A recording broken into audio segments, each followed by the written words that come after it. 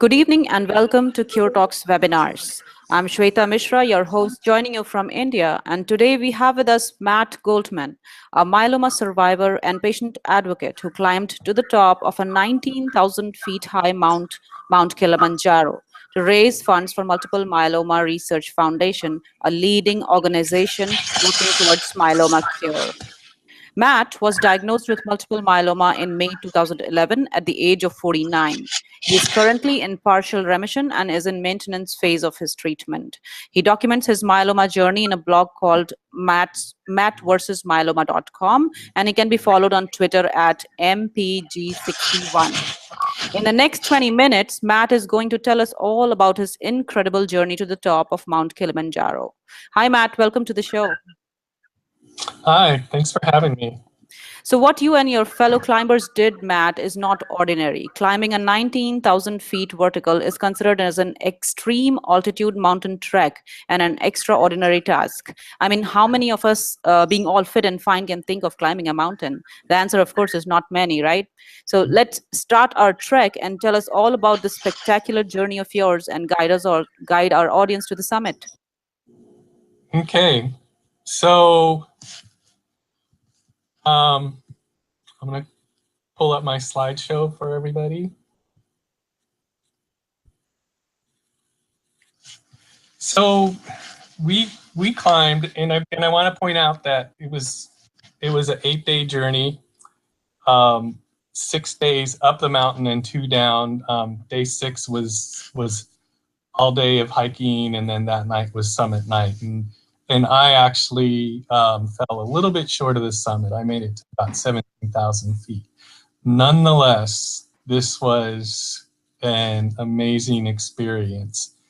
And as I said, we climbed February of this year, and it really was about a 10 to 12 month effort leading up to it in terms of both training for the physical part of it, getting all the gear that we needed, and also fundraising. As you indicated, this was, we had 6 patients on the team, some caregivers, and a total of 15 or 16 people on the team, all one way or another connected with myeloma. We each were tasked with not only getting physically ready for the climb, but also raising money for the MMRF, which, as you indicated, is one of the leading myeloma organizations out there.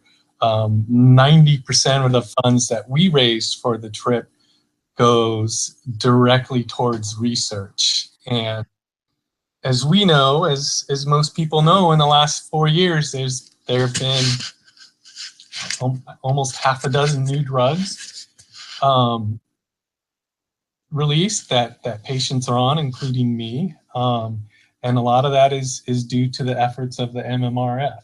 So we were each tasked with raising a minimum of $10,000 for the trip, which to me was daunting at first. Yeah. I've done fundraisers here and there, but never that amount. But I found that this was actually an easier task than I thought, because I have, obviously, since I'm a patient, a very personal connection to who I was raising the funds for. And it was easy to make that request to friends and family and to do that outreach, which can feel daunting at first. But again, having that real direct connection made it totally doable. So the picture that we're looking at here was taken in July of 2016. The team was from all across the country. We had a patient from Alaska, a patient from Seattle. I'm in California. We had somebody else in California, a patient from South Carolina, New York, and then everyone else was from all across the country. And so what we all did in July of 2016 is met in Colorado, and we all met for the very first time. And as a training hike, we climbed a 14,000 foot peak just to see how we would all do. Okay. So this photo is of the team at the top of Mount Bierstadt, which is, again, is in Colorado, which was sort of the midpoint for the team, since we're all, as I said, we're from, you know, across the country. These are the 6 patients that made up the team. There's an instant connection between myeloma patients, and for me, this whole experience, the number one greatest part of it was making these lifelong connections with other patients and other patients who have a desire to get out there and still live life and still climb mountains and still, you know, try and have a sense of normalcy. So this group here is just unbelievable. I'm inspired and motivated by the other 5 patients all the time. You know, it's trying to keep up with them was quite an effort. This is just, for me, flying. I flew since I'm in California. From here, we all rendezvoused in Amsterdam, the entire team. And I should point out that climbing Kilimanjaro, you have to use an expedition firm. We used a firm called Embark Adventures. They're out of Portland, Oregon. So the MMRF and Embark sort of made all the arrangements for us. And we flew to Amsterdam. Everyone rendezvoused in Amsterdam, and then we all got on the same plane and flew from Amsterdam to Tanzania, Africa, which is where Mount Kilimanjaro is. And this photo, just to me, was I don't know, we were halfway through the flight and we crossed over to the continent of Africa, and this is the Nile River. And just that, I think when I saw this, it just really hit me the enormity of what we had ahead of us. Again, this isn't anything too important, but it just shows our flight pattern of what we did. This is, you know, the plane shows where you're flying, and this is Mount Kilimanjaro below us. And what makes Mount Kilimanjaro unique is it's an old volcano, and it's not part of any sort of mountain range, so it just stands on its own. And so when you look at this satellite photo, you can see that it is all by itself, surrounded by flatness for the most part. We arrived in Africa. We stayed in a hotel. This is the view from our hotel. This is leading up to the climb. At this point, we were all very, very excited, anxious. There's several different routes up the mountain. We took the longer route, which would allow us, one, to go slower, which I definitely needed, and we also would allow us to acclimate to the elevation, the altitude change. 10,000 feet high, 15,000 feet high, and 19,000 feet, or in my case, 17,000 feet is very high. And one of the things that I'm always challenged with, as are many myeloma patients, is a little bit lower blood count, which means I'm not getting as much oxygen moving through my system. So taking the longer, shorter route was definitely preferred. So this was day 1 at the gate. We have to weigh our bags. We had a team. As I said, there were 16 of us on our team, but we also had roughly 50 or 60 porters and guides with us who carried our food and tents and, you know, all the essentials. We carried in our backpack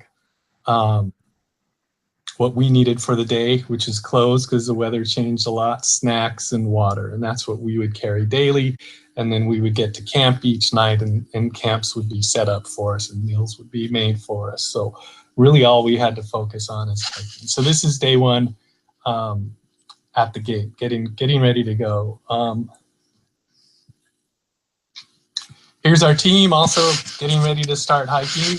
For me, day 1 was, I definitely questioned why I was there. It was the hardest day. You have a lot of adrenaline flowing. It was an immediate steep uphill.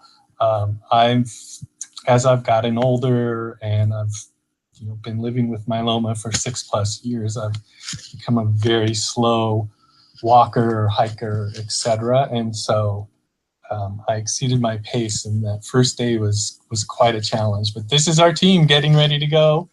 We all have our MMRF, Moving Mountains for Myeloma t-shirts. And this was the start of our 8-day adventure. This is just, we all had backpacks and we all had to, this is, for me, is just a funny picture. You know, we all sort of had to put something on our day pack so we would recognize ours from the other, and my wife had sewn a patch on it and my dog ate the patch. It's just a photo of my dog eating a hole in my backpack the night before I was to leave the country. Again, Embark was our expedition firm. What you're looking at here is they even carried up portable outhouses. There were 2 of them. This is one of them. They weren't that bad. At first, we were all a little bit worried how this is all going to work. But it really wasn't a bad situation. This is myself with a fellow patient, I think day 1 or day 2, and that's Kilimanjaro in the background. And you can see those clouds were moving in over the mountain. The weather changes just drastically. And even climbing the mountain, we went through 5 or 6 different climate zones. So at this point, we're like, wow, we're pretty close, but we still had a few more days of hiking to go. So looks can be a little bit deceiving.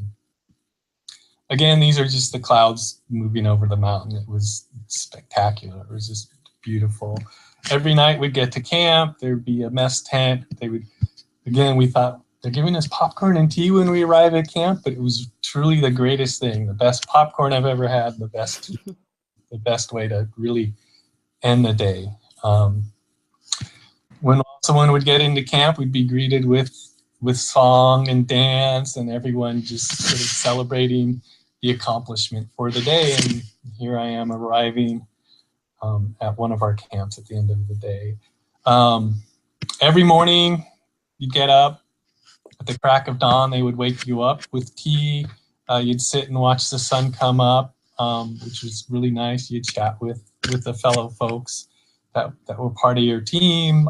This is just me sort of relaxing. And one of the things that was really nice is you are really off the grid. You know, you're sort of away from the real world, if you will. You're away from work, you're away from the stresses of home, you're away from traffic. And, quite an escape, quite a life-changing endeavor. This is a sunrise over the mountain. The sunrises and sunsets were spectacular. This is our team hiking, lots of up. It's every day we climb. Here we are. I think this is day 2. Just a signpost, you know, letting us know we're heading in the right direction. Again, a signpost telling us, you know, if you look closely, it says there's different camps and different gates. As I said, there's several different routes up the mountain. They all eventually merge at one point when you're close to the summit and everyone's on the same path. But for a while there, you don't see any other teams climbing the mountain. This is arriving at camp, how we were greeted. This is part of our team of porters and guides who were unbelievable. All they wanted to do was see us succeed, and they were wonderful people. This is maybe day 2 or 3 on the mountain. Again, clouds moved in. We experienced hot days. We experienced some snow. We experienced rain, freezing weather, a little bit of everything.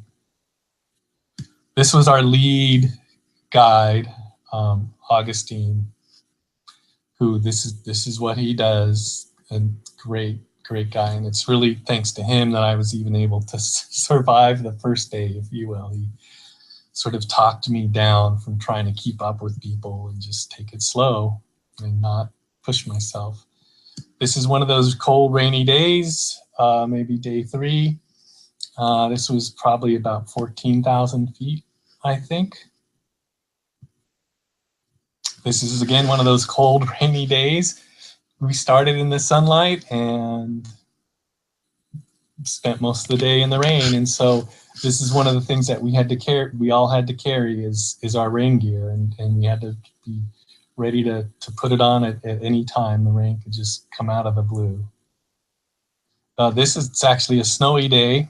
One day, maybe day 4, we went up to about 15,000 feet just to get a little bit acclimated with the altitude.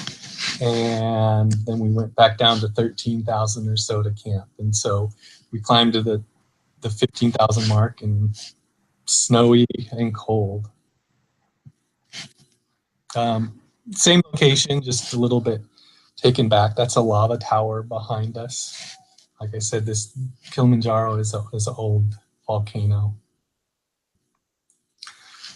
Again, here's our team. Really unique landscape that I don't think any of us had ever seen before. And these trees, a lot of folks referred to them as the Dr. Seuss trees. You can see fog. This is one of our campgrounds. Orange, we were very orange on this trip. You can see fog moving up a crevice on the mountain. So again, you had to be prepared for anything. This was one of our hardest days. It was the Barranco Wall, which was a nearly vertical rock wall that in some cases the guides were pulling me and up the wall as opposed to me climbing the wall. And this is, since we're smiling here, it means we're almost at the top. The nights were unbelievable. No ambient light anywhere. So the stars were unbelievable. You know, what we could see was just spectacular. Kilimanjaro's in the southern hemisphere, so we went in February, but that's actually summertime. So these are the summer stars that you're seeing here. This is another photo of that Barranco Wall, and you could just see how steep it was and what an endeavor it was. Another photo from down below of the Barranco Wall, and just us climbing and the guides helping us. It was a little bit rainy that day, so it was a little bit scary. A couple folks had a fear of heights, but they conquered it, and which was amazing. This is at the top of Barranco Wall celebrating. We're in our rain gear, we're happy, we're exhausted, but it was a huge success. Again, MMRF, we all had our MMRF orange jackets, rain jackets. As I said, the MMRF, 90% of the funds that they raise goes directly towards research. And I know I directly can thank them for the work that they do. This is one of the sunrises as we're all packing up and getting ready. We were up and hiking by 8:30 every morning, and we would hike all day. We're getting closer to the summit, so there's not we up to the point where we're above the tree line. There's not a lot of vegetation. It basically looks like this, almost a moon-like landscape. It's the peak behind us, you can see, with some clouds moving in and the snow on top. Getting closer each step we take. This is from our maybe second to last campground, getting very close to the peak of the mountain.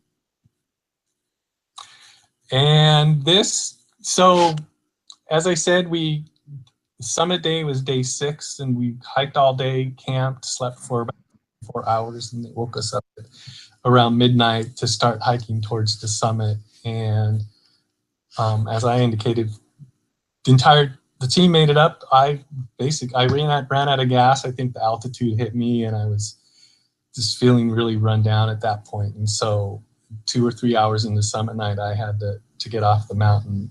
And the guides, each night when you get to the tent, they check your vitals and they look at how the oxygen is in your blood and stuff. And so when they saw that I was struggling at that point, they don't really give you a lot, which is smart. They don't give you a lot of opportunity to sort of struggle. They want to get you off the mountain in case you really are being impacted by the altitude. But so this is after we got off the mountain. We had 2 days of descent, and this is, I think, this day 7, and this is our entire crew, our team, our guides, our porters. We had a documentary crew with us. The MMRF documented this whole thing. and this is everybody. It's a great group of people. This is 4 of us patients. Once we're just about all done. And once I got home, the first thing I did after arriving at the airport back in the United States was go and get a chocolate shake at about 2 minutes from the airport. This was what I was craving. Right. And that's it for the slideshow. Wow, that was just a great and amazing presentation, Matt, with all those breathtaking and magnificent views and the story of all this climb with those tough-willed people that you were climbing with, staring myeloma in the eye and bracing it to the top of the mountain, and that to raise fund for myeloma research.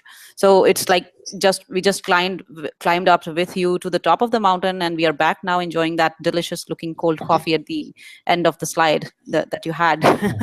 So yeah, I want to yeah. point out, just as a team, we raised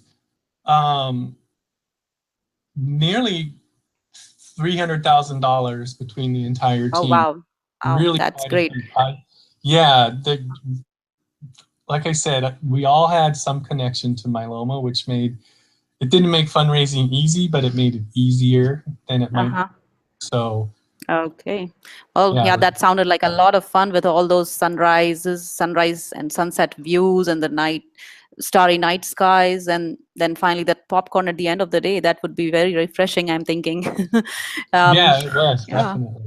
So just to remind our audience, what's the frequency of this climb organized by the MMRF? Is it yearly or bi-yearly? And what are some of the mountains that the team has on their list to cover?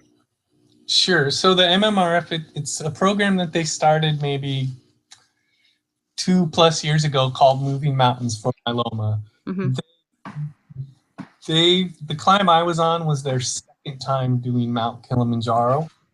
I had actually watched the documentary from the first climb, which is what had inspired me to try and do it.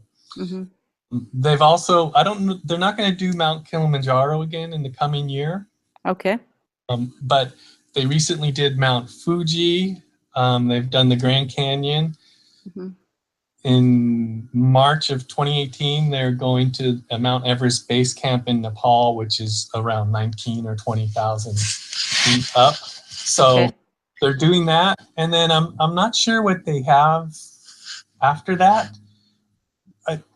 The easiest way would be to go on the MMRF website and look at their events and look at Moving Mountains for Myeloma. And okay. Yeah, that's a great tip. Yeah, that's a great tip for the aspiring climbers that are looking forward to 2018 climb. So I just wanted to know, and I'm sure my audience also would like to know that are there any necessary tests that need to be done for a myeloma patient to determine that he can be eligible or not for the climb? I read that there are some vaccinations that are recommended. So in terms of going to Tanzania, there's no required vaccinations. There's nothing you have to get, whether you're a patient or not a patient, to go to Tanzania. Some folks, I think, got yellow fever vaccinations. For myeloma patients, I have not had a transplant. Some of the other patients have had transplants. So their doctors wanted to make sure that most of their basically when you get your transplant, you're resetting your system. And so in that case, the doctors just wanted to make sure that the patients were up on all their normal vaccinations. Okay, yeah. And all then also, I was very concerned about my doctors being okay with me just doing the trip in general. In between our training climb in Colorado and Kilimanjaro this February, I actually became refractory to my maintenance treatment, and I started a new treatment back in November of 2016. So I went and saw my I tried to keep training, and I went and saw my doctors a couple days before I was to leave on the trip, just to one more clearance from them to make sure. And that's something that the MMRF really wanted to make sure, is that all the patients talked to our doctors Mm-hmm. and made sure that our doctors were okay with it. Yeah. So you must also be having doctors with you on the trip, right? We had one doctor, a myeloma specialist, on the trip. Mm-hmm. So she would sort of keep track. I mean, she was provided help to all of us. And then, as I said, just the team that took us, every night they would check our oxygen, and they had to make sure that our bodily functions were working and that we were eating and how we felt. And so they're very cautious and very careful about how they do this. All right. Yeah. Yeah. Okay. Yeah. Thanks for that answer, Matt. And I think I'll now jump to the audience questions. We have a couple of questions posted on the website. So somebody's asking, I would like to participate in Moving Mountains initiative of the MMRF. Where do I start? So you just mentioned that they should visit a website. So it would be good if you mentioned that website. Yeah. So if you go to the MMRF website, they have, on the buttons on top, I think it'll say MMRF events, and you click on that, and then it'll have, the MMRF does a lot of 5Ks and runs and bike rides, and there's actually a group of cyclists riding across the United States right now. But one of the things you should be able to click on is the Moving Mountains for Myeloma, and then when you go to that, it'll list all the different events and what's coming up. Like I said, I know that that team's in the middle of fundraising and training. They're going to Nepal in March of 2018. Like I said, for us, the planning and the training and the fundraising was nearly a year-long effort. So I think the best thing would be to go to the website and take a look at what's coming up. Okay. So I remember you mentioned something about acute mountain sickness. So there is a question on that. What are some tips to avoid acute mountain sickness that almost 50% of people climbing high altitude suffer from? I remember that you took the longer route. I believe it was to acclimatize for elevation, right? Right. So we took the longer route, which allowed us to get acclimated to the altitude. Some folks took, and I apologize, I don't remember the name of the medication, but there's an altitude sickness medication that some people took that definitely seemed to work. Nobody on our team really had too many serious problems with the altitude. Okay, that was great. Yeah. Yeah. I apologize, I don't remember the name of. That's okay. That's okay. So yeah, that the people usually look for tips like these because it's very normal to get worried about, like, you don't want to get sick at the top of the peak and then not have things around to help you. So yeah, I think the MMRF website would be the best place to visit and get some more information about this climb and the other climbs that is about to happen in 2018 to Mount Everest in Nepal, right? So yeah, Matt, thank you so much. It was a pleasure to have you today with us, and thank you so much for your finding time for us and the spectacular journey of yours and telling us about your inspiring story. Anyone who would like to know more about Matt or about climbing mountains, please read Matt's blog, mattversusmyeloma.com, and also follow him on Twitter at mpg61. I hope this talk will be useful to all those who aspire to be a part of the fundraiser by the MMRF, or to even those who would like to brave it to the summit just for fun. Audience, I thank you for your support, and we look forward to join us for our next Cure Talks on understanding stem cell transplant as a treatment option for myeloma with Dr. Rafael Fonseca on October 4th, 2017. For more information on this and other upcoming webinars, please visit our website, curetalks.com, and follow us on Twitter at CureTalks. Or you can also email us at priya@trialx.com or shweta@trialx.com. The link for today's webinar will be sent via email to all the participants and shared on social media. So until the next talk, everyone, bye-bye, and thank you very much.